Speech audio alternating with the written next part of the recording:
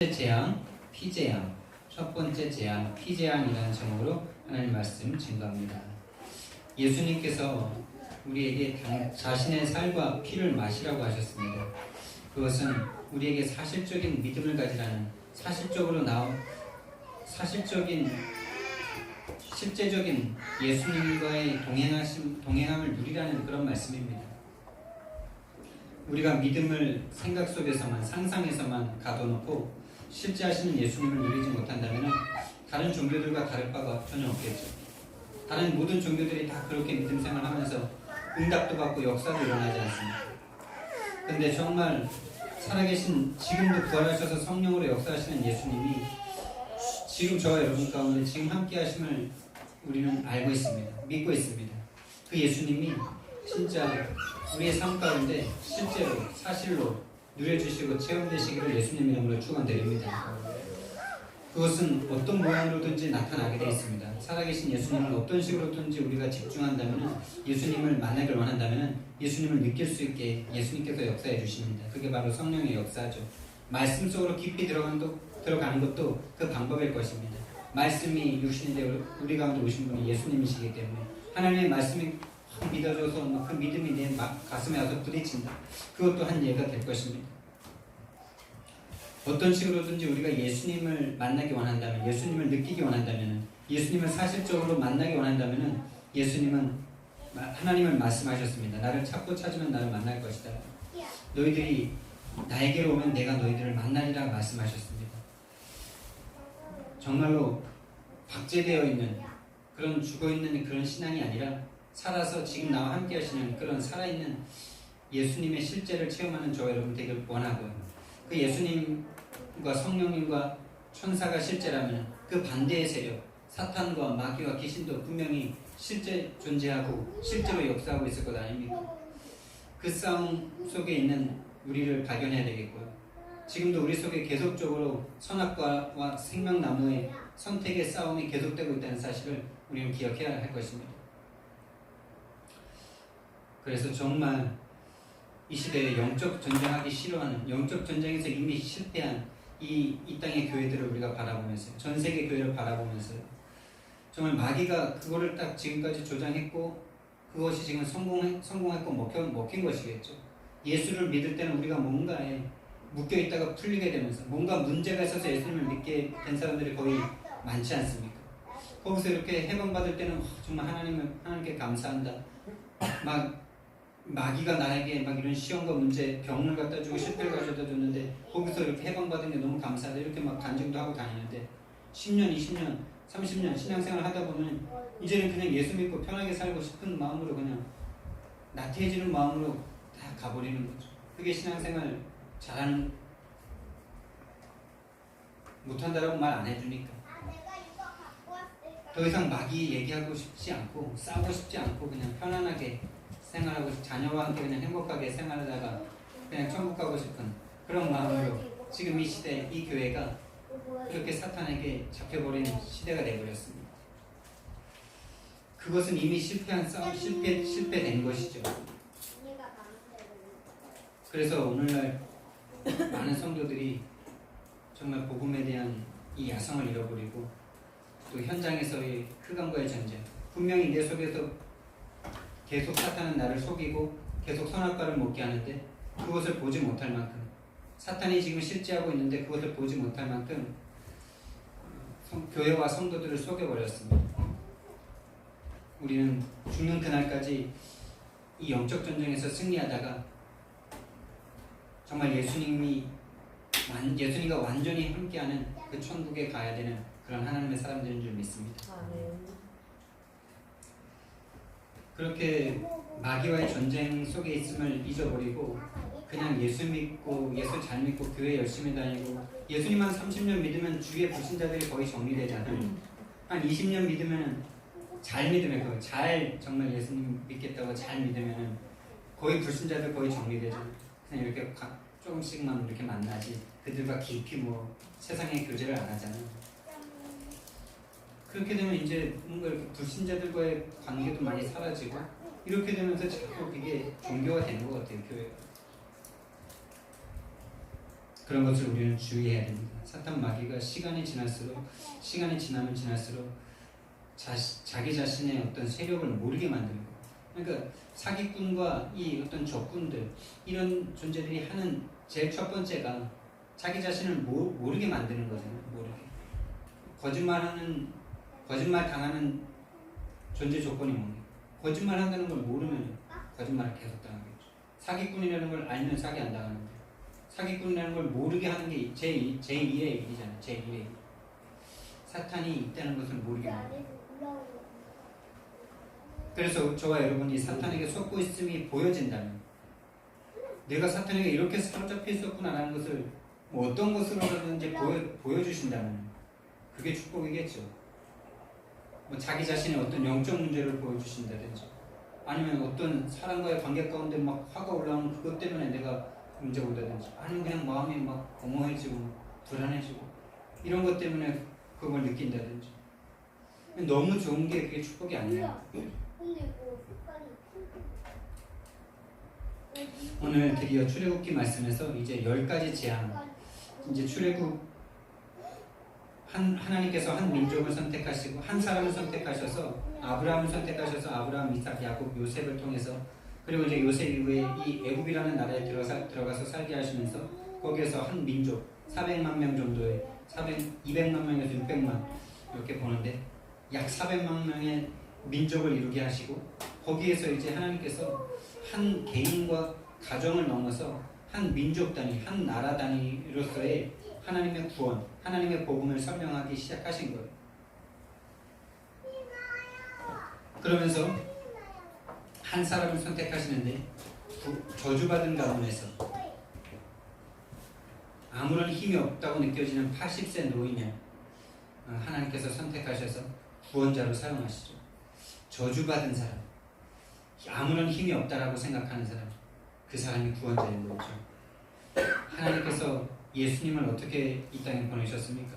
아무 힘 없는, 아무 배경 없는 그런 가문에서, 학식도 없고 돈도 없고 이런 가문에 보내셔가지고 목수의 아들로 살게 하시고 나무에 달아 죽이셨죠.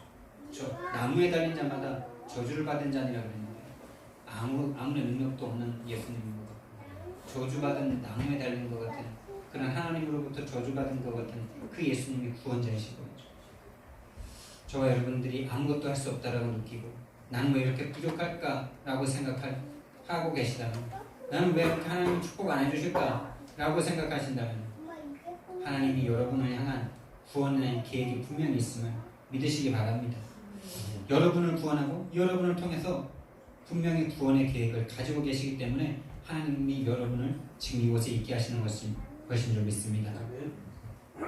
그 한 사람을 선택하시고 그 한 사람을 통해서 이제 그 한 사람에게 힘을 허락하시고 중직자를 붙여주시고, 그것도 친형인 아론을 붙여주시고, 이제 이 가장 강대국이었던 이 애굽 왕 앞에 서게 하시는 거죠.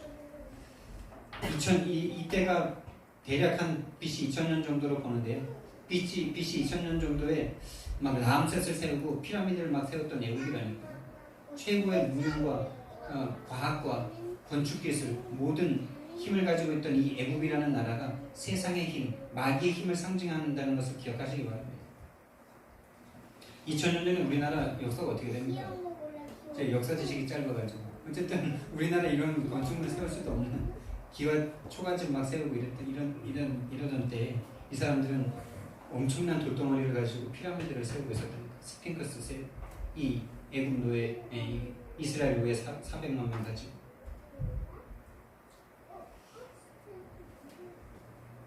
그 땅에 지금 그 땅에서 하나님의 백성이라고 살고 있는 이 사람들에게 하나님께서 이제 구원의 역사를 이 애굽이라는 나라에 보여주시는 그런 시간표를 이제 가지시는 겁니다. 오늘 첫 번째 재앙이 물이 피가 되는 재앙인데요. 10가지 재앙을 일단 목록을 쭉 한번 살펴보면요. 첫 번째가 물이 변해서 피가 되는 것입니다. 물이 변해서 피가 되다. 예수님이 처음에 오셔서 하신 기적이 뭡니까? 물이 변하여 포도주가 돼요. 뭔가 좀 말이 비슷해가지고 그리고 이제 피지양대 하면 이제 뭐 개구리가 올라오고 그 다음에 모든 티끌이 이가 되어버리고 파리 떼가 와가지고 모든 걸 삼켜버리고 가축이 전염병 재앙이 들어가고 악성 종기가 일어나서 많은 사람들이 괴로움을 당하고 우박으로 모든 농작물을 쓸어버리시고 거기에다 또 남아있는 것까지 메뚜기 떼를 보내셔가지고 완전히 다 없게 만드시고 그 다음에 9번째 재앙이 흑암의 재앙이죠. 그 다음에 10번째가 장자 재앙입니다. 이 한 가지 재앙이 무슨 의미가 있느냐, 이것을 많은 사람들이 연구하고 찾으려고 노력했습니다.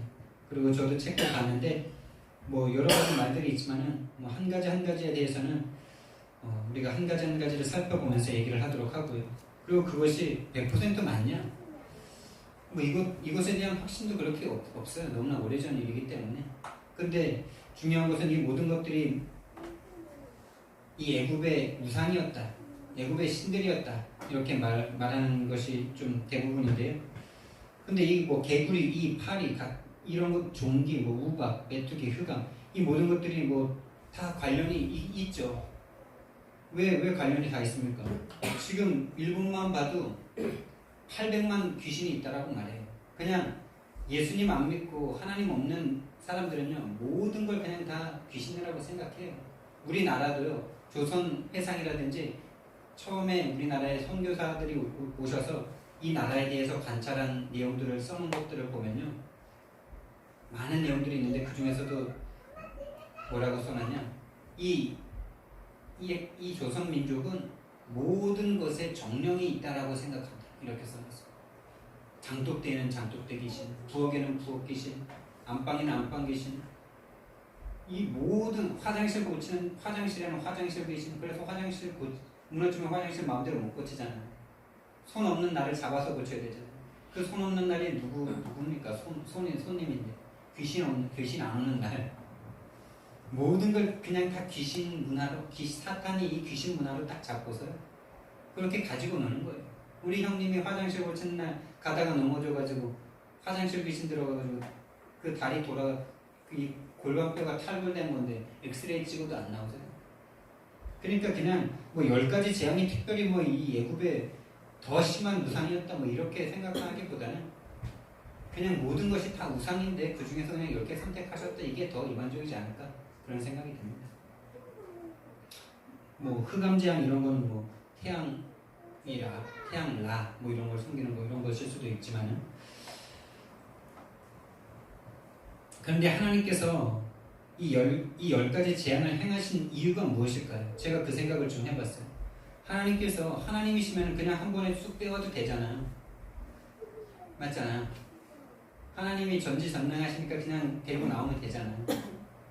애국 쉽게 18만 5천 명의 군인을 1,400명 보내가지고 그냥 싹 쓸어버리신 그 엘리사 때처럼 1,400명 보내셔가지고 애국 군대 그냥 싹 쓸어버리고 그냥 술건물이 데리고 나와도 되는데 굳이 10가지 재앙을 행하신 이유가 무엇일까? 이 생각을 제가 해보게 되더라고요. 여러분, 뭐 이것도 100% 제가 하나님을 다 알 수는 없기 때문에, 그러나 제가 서론에서 말씀드린 것처럼 하나님께서요, 이 구원이라는 것, 이 복음이라는 것, 하나님이라는 것, 이것을 설명하시기 위해서 하나님께서 지금 진행하고 계시다는, 역사 속에 지금 하나님께서 일하고 계시다는 것을 우리가 알 수 있죠. 여러분, 생각을 해보세요. 원래 아담과 하와라는 이 두 인물을 통해서 인류를 시작하셨잖아요. 그리고 모든 사람들이 그럼 하나님을 아는 존재들 아닙니까? 하나님이 창조주라는 걸 알고 그것이 계속 전달됐을 거 아니에요. 근데 전달이 안 된 거죠. 왜? 하나님 미워하니까, 하나님 믿기 싫으니까, 하나님이 저주해버렸으니까, 하나님을 대적하는 거죠. 그리고 다시 하나님께서 모든 인류를 심판하시고 노아 8명으로 시작하셨잖아요. 근데 그 이후부터도 또 복음이 전달됐을 거 아니에요. 하나님의 언약이 전달돼야 맞는 것 아닙니까? 창세기 3장 15절에 그 여인의 후손 복음이 계속 전달돼야 맞잖아요. 근데 또 어떻게 됩니까? 또 사라지죠. 하나님 믿기를 싫어하죠. 하나님이 새롭게 시작한 인류가 벌써 2번째인데 하나님 없는 문화가 얼마나 빠르게 오는지. 근데 이게 이 인간들의 모습을 보면서 정죄할, 뭐 이렇게 어떻게 인간이 이렇게 이러냐 이렇게 생각할 수도 있는데 나 자신을 보면 그래요. 나 자신이 은혜 받았다고도 금방 감정과 마음 상하면 금세 막 하나님 원망하고 이런 나 자신을 보면 인간이 그렇구나. 인간 어쩔 수 없구나. 이거 인정할 수밖에 없는 거죠.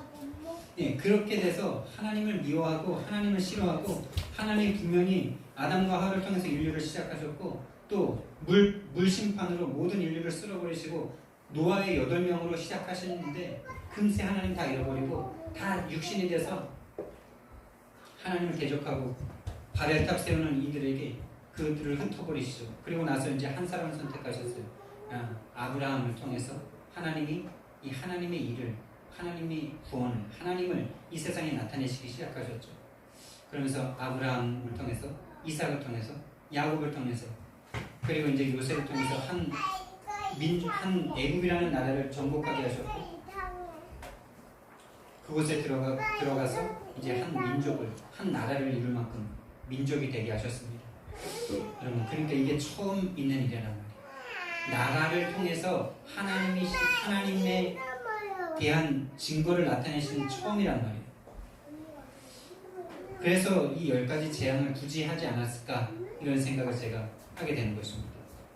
하나님이 분명히 살아계시고 역사하고 있는 하나님이 바로 이 땅의 주인이다라는 사실을 만방에 그것도 애굽이라는 강대국 이 세상의 대표자인 이 애굽이라는 나라에 하나님의 권능을 하나님의 절대 주권을 하나님께서 지금 나타내시는 시간으로 10가지 재앙을 지금 시작하시는 거예요.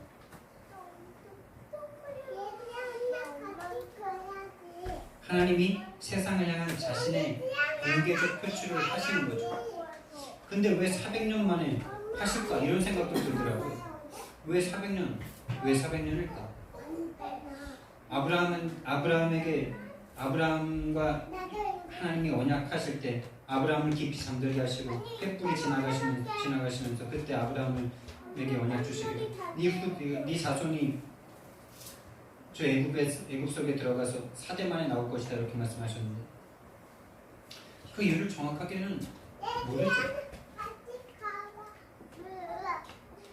정확하게는 모릅니다. 근데 제가 출애굽기를 시작할 때 계속 말씀드렸고 오늘 서론하셔도 말씀드리지만은 하나님이 분명히 이 이스라엘이라는 민족을 통해서 이 구원이라는 것을 보여주시기 위한 하나님께서 교보제로 사용하신다라는 것을 저는 말씀을 드린 적이 있습니다. 그것 외에는 뭐 다른 것을 모르겠어요. 그냥 하나님의 절대 주권이에요. 400년을 채우시고 하나님께서 430년으로 보기도 하고 400년으로 보기도 하는데요. 이 400년 만에 하나님께서 그 전에 뭐 어떤 역사가 있었는지 없었는지 성경에 나오질 않으니까요. 400년 만에 하나님께서 자기 자신을 온 세상에 공표하시는 능력으로 10가지 재앙을 시작하십니다. 하나님의 절대 주권 속에 하나님 이스라엘 백성을 학대한 애굽에 대한 심판을 시작하시는 것이기도 하죠. 이것은 아브라함에게 주셨던 약속의 성취이기도 합니다. 너를 저주하는 자에게 내가 저주를 내리고 너를 축복하는 자에게 내가 축복하겠다. 이것에 대한 성취가 되는 것입니다.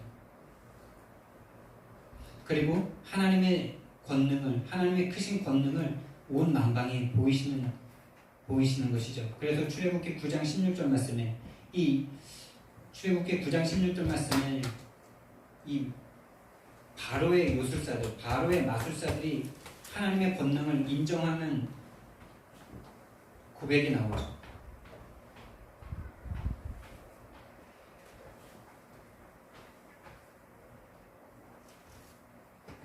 출애굽기 8장 19절이네요. 8장 19절에 요술사가 바로에게 말하되 이는 하나님의 권능이니이다 이렇게 말을 합니다. 이 세 번째 재앙부터는 이 요술사들이 더 이상 따라하지 못하거든요. 그러니까 우리 힘으로 이제 더 이상 안 됩니다. 하나님의 권능입니다. 이렇게 인정을 할 수밖에 없는 하나님의 권능을 보여주시는 것입니다. 그리고 또 아까도 말씀드렸지만 이 10가지 재앙이 애굽의 신들, 애굽의 우상을 심판하시는 하나님의 손길입니다.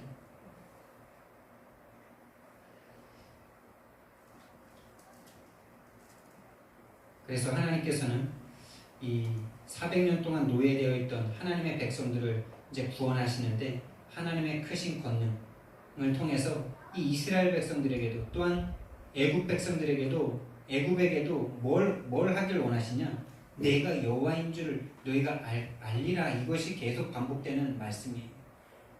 여호와의 말씀과 같더라라는 말씀과 너희가 나를 여호와인 줄 알리라. 이 말씀이 계속 반복돼요.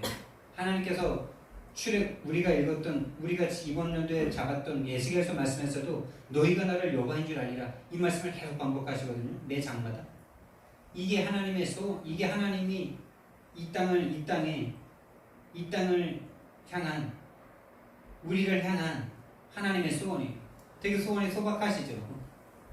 내가 여호와인 줄 알리라. 이 말은 다른 말로 내가 너의 아빠인 줄 알리라 이거죠.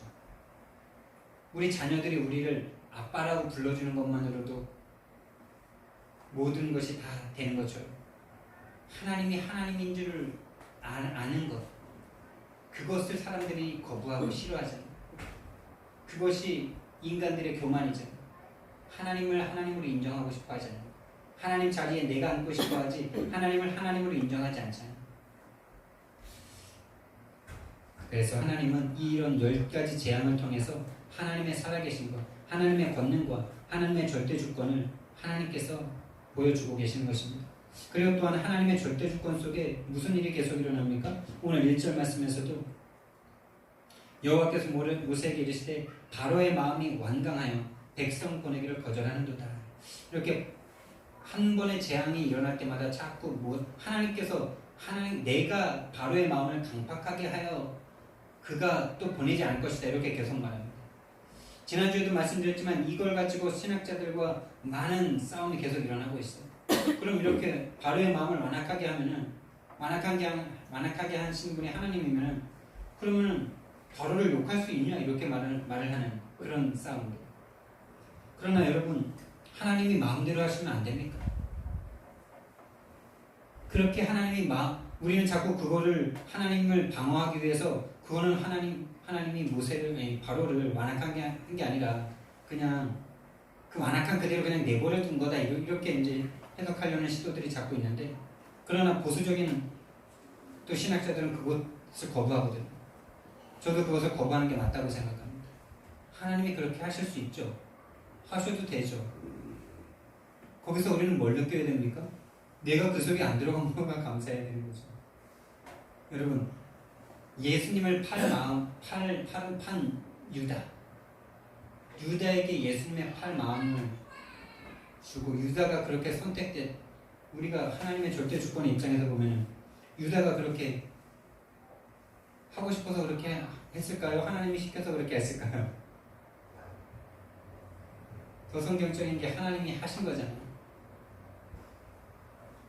그걸 볼 때 우리는 하나님을 욕합니까? 하나님께 대듭니까? 아니면은 두렵고 떨립니까?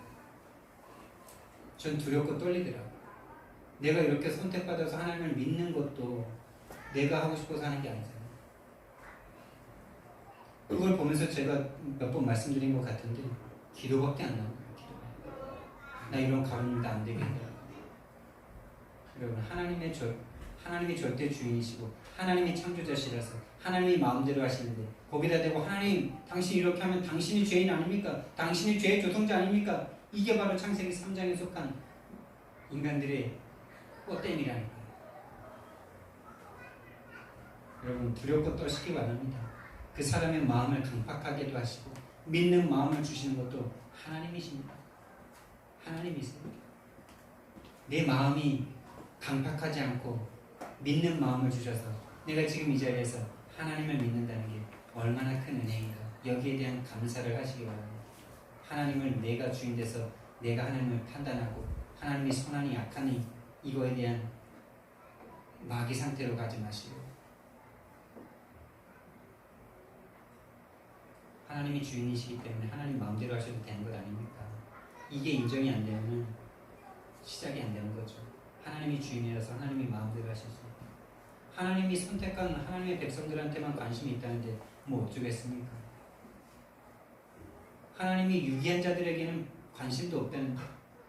그런데 정말 재밌는 거는 하나님이 그렇게 선택하셨어도 우리는 자유롭다라는 게 신학이 주장하는 바거든.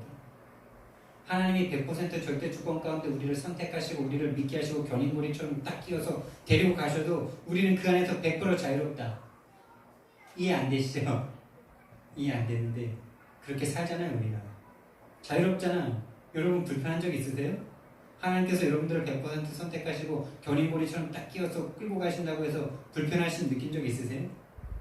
내가 마네킹 같은 적 있으세요? 없잖아요. 그게 하나님의 능력이고 그게 우리가 잴 수 없는 IQ 150밖에 안 되는 우리 인간들이 알 수 없는 하나님이에요. IQ 200만 넘어가도 정신이 돌아버릴 수밖에 없는 인간들이 하나님을 이렇다 저렇다 판단하는 그런 죄악을 저지르고 있죠. 중요한 것이죠. 이 생명과 같은 이 물을 하나님께서 저주의 피가 되게 하셨습니다. 피가 되게 하셨어요. 물이 변하여 피가 되어버렸습니다. 물은 생명을 나타내기도 하고 저주를 나타내기도 하고 죽음을 나타내기도 하는데 이 물을 하나님께서 피가 되게 하시면서 하나님의 권능을 나타내셨습니다. 그리고 근데 이 요술사들도 자기들의 요술로 그와 같이 행했다라고 말을 하는데 참 이 말씀도 참 이게 뭐가 안 믿어지냐면 그들이 그렇게 어떻게 행했을까가 아니라 어떤 물이 더 남아있어서 20절 말씀에 보면은 29절 말씀에 보면은 애굽의 물들과 강들과 운하와 못과 모든 호수 위에 내밀라 하라. 그것들이 피가 되리니 애굽 온 땅과 나무 그릇과 돌 그릇 안에 모두 피가 있으리니 모든 물들을 다 피가 되게 하셨는데 더 남은 물이 어디 있어서 또 이 유술사들이 피를 더 만들었을까 이런 생각을 제가 해보는데 뭐 그래서 제가 옆에 남은 또랑이 있었나 뭐 이런 생각도 해보고 이럽니다. 어쨌든 만들었어요. 물은 또 계속 흘러오니까 마귀의 능력이 어마어마한 거죠. 그러나 그 물을 다시 그 피가 된 물을 다시 물로 바꿨다면 하나님을 이길 수 있는 능력일 건데 맞잖아요. 하나님이 물을 피가 되게 해버려서 아무도 물을 먹을 수 없는 상태에서 이들이 하나님을 이길 수 있는 능력이 있다면 피가 된 물을 다시 물로 바꾸면 될 건데 그 정도의 능력이 안 되는 거죠. 그냥 따라하는 거죠. 하나님 그 정도 능력밖에 안 되는 거 보여주시면 저주에 저주를 더하고 있는 거죠. 지금 자신들의 나라에 지금 온 물이 피가 됐는데 남아있는 물까지 어떤 물인지 몰라도 그 물까지 지금 피가 되게 만들어가지고 바로의 마음을 강박하게 하고 있는 거죠. 나일강이라는 것은 또 이스라엘 백성들, 이 애굽 백성들에게 우상과 같은 강입니다. 풍요를 가져다주는 강이죠. 이 강을 통해서 땅이 비옥하게 되고 이 강 때문에 문명이 가장 발전한 그런 나라 아닙니까? 그런 강을 하나님께서 피가 되게 하시는 너희들이 잘 먹고 잘 사는 게 강이 아니다. 강 때문이 아니다. 이것을 하나님께서 말씀하고 계시는 것입니다. 하나님에게서부터 모든 것이 오는 것인 줄 믿으시기 바랍니다. 결론적으로요. 이런 영적 전쟁 가운데 우리가 계속 있으면 또한 내 속에 영적 전쟁이 가장 심하게 일어나고 있으면 저와 여러분들이 알고 나를 순간순간 무너뜨려서 결국에는 어떤 상태가 되게 만들며 하나님의 소원과 계획에는 가지 못하게 하나님의 소원인 말씀 운동은 하지 못하게 여러분들이 생각과 마음이 딱 감정이 딱 잡혀버리면 금세 하나님에 대한 기쁨과 감사 잊어버리면 뭐가 안 됩니까? 현장을 향하여 기도도 안 되고 현장을 향하여 마음도 안 가져지고 현장도 갈 수 없고 그렇게 되지 않습니까? 영적 전쟁입니다. 우리가 말씀 운동할 수 없다면 이미 우리가 지고 있다는 사실을 기억하시고 말씀 운동이라는 목표를 놓고 오늘도 홀로 다락방 속으로 계속 들어가시길 바랍니다. 홀로 다락방 속에서 예수 그리스도의 살과 피를 먹고 마시면서 힘을 얻으시고 나 자신이 하나님과 맞아지고 하나님이 원하시는 바른 복음 되어져서 내가 만나는 사람에게 복음이 전달되어지고 그 사람이 영접되어지고 그 가정 가운데 정말 예비된 자를 만나서 다락방 운동할 수밖에 없는 그 축복까지 갈 수 있기를 예수님 이름으로 축원드립니다. 사랑의 하나님, 은혜와 사랑을 감사를 드립니다. 주는 그리스도